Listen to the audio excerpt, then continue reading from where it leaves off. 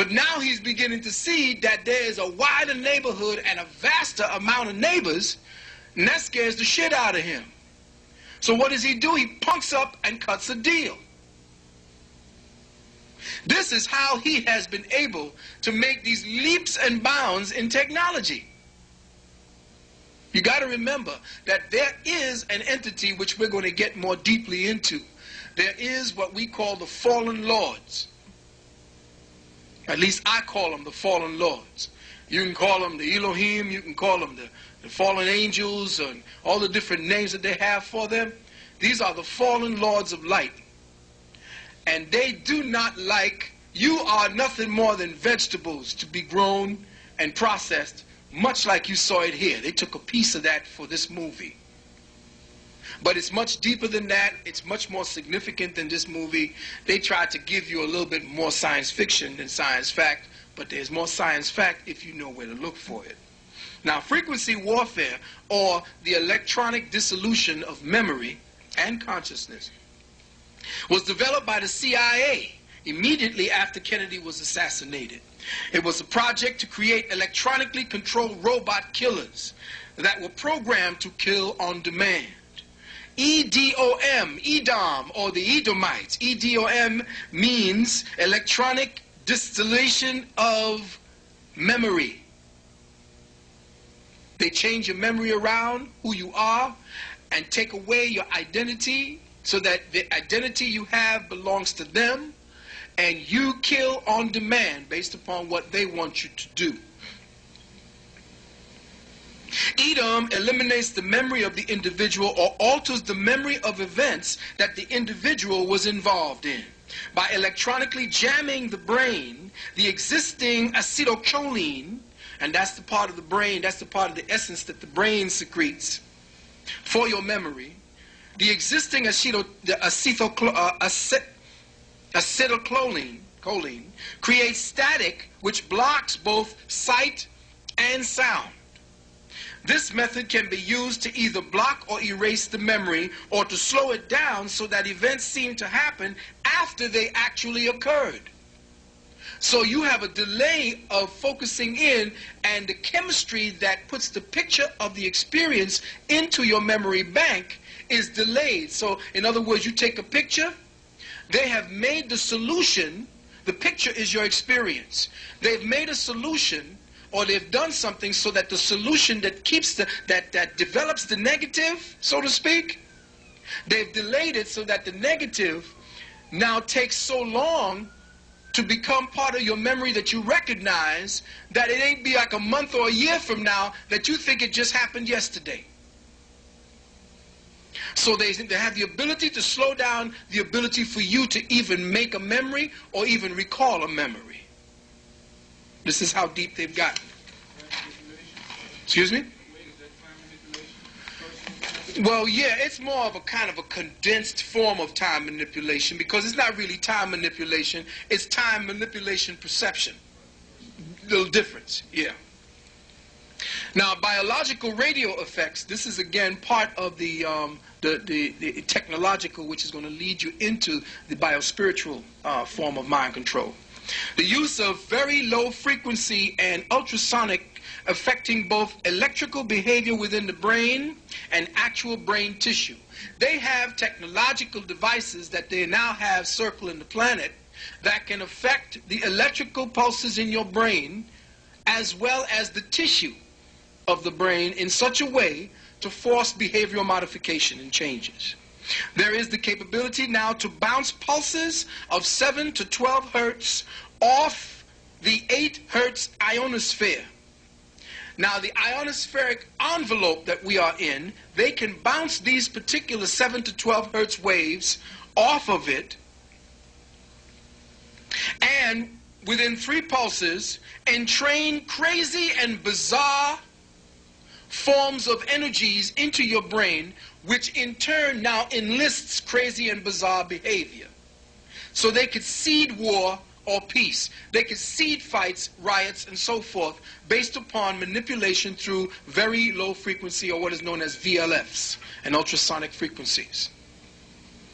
All right? Now we're going to just speak about how they are going to get into dealing with mind control on a more subtle and a lot more insidious level. Because everybody's hip to what they're going to see. You're going to knock on your head and find a chip. It ain't going to be like that anymore. You're going to be the chip. You're going to be the one that is your own mind control based upon what they do to the biology in your body. Now listen very carefully. The blood is the river of life. It is also the river of light. Be very clear.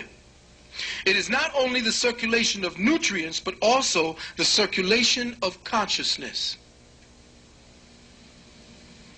Blood is the circulation of physiological consciousness, biospiritual consciousness.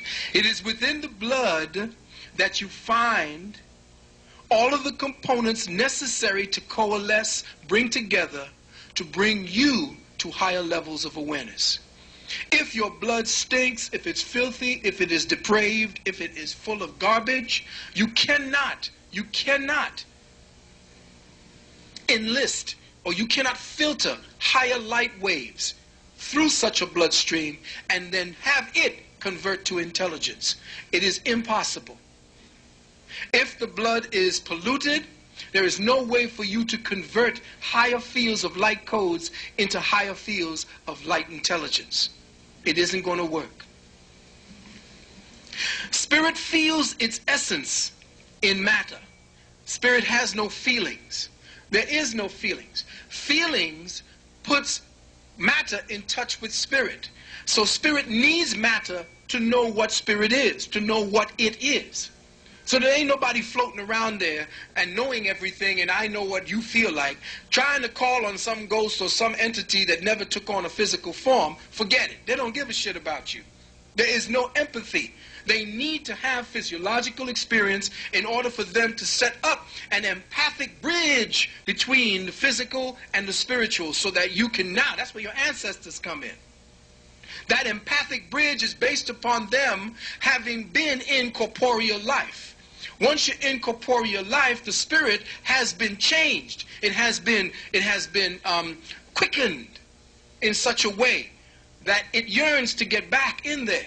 That's where you put all kind of experiences on the soul, which is essentially the bridge between the spirit and the physical. So spirit feels its essence in matter. Matter, listen carefully, children. Matter is an envelope that seals the spirit at specific levels of awareness. Matter is an envelope that seals the spirit in to the flesh at specific levels of awareness. How light manipulates the envelope determines how the envelope is refined in order to expand it to allow the spirit to feel itself at higher and ever higher levels of awareness and consciousness. Check. Did you get what I just said? Follow me and stay with me, because it's going to get deeper. Once you get this perception in, your cells are now jumping around, saying, oh man, more. Feed. Oh, this is like ice cream. Feed me. Because when you start getting into the knowledge or the meal that is the self, you become insatiable. And then all of this physical bullshit don't mean nothing, because you no longer have what? The appetite for it. Check? All right. How light manipulates the envelope, and I'm talking about sunlight, not this light. How light manipulates the envelope determines how the envelope is refined in order to expand that envelope to allow the spirit to feel itself. Remember I said its words, to feel itself at higher and ever higher levels of awareness and consciousness. To control the evolutionary advancement of the flesh, the spiritual advancement of man as well, one must seal and maintain the present envelope at its present level of self-awareness. Now, did you follow me when I said that? Because here's what is necessary to keep you in check. I'm going to repeat it now. To control the evolutionary advancement, that is the spiritual advancement and the spiritual awareness of man, one must seal and maintain the present envelope structure which means the present perceptual matrix, the present, that's a window, this is a mic, this is a desk kind of scenario. But these are not what I just said. These are agreements based upon our agreement to perceive them as such. Remember, I said that matter is a biphenomenal effect. And the only way matter becomes hard is through the agency of man's focus.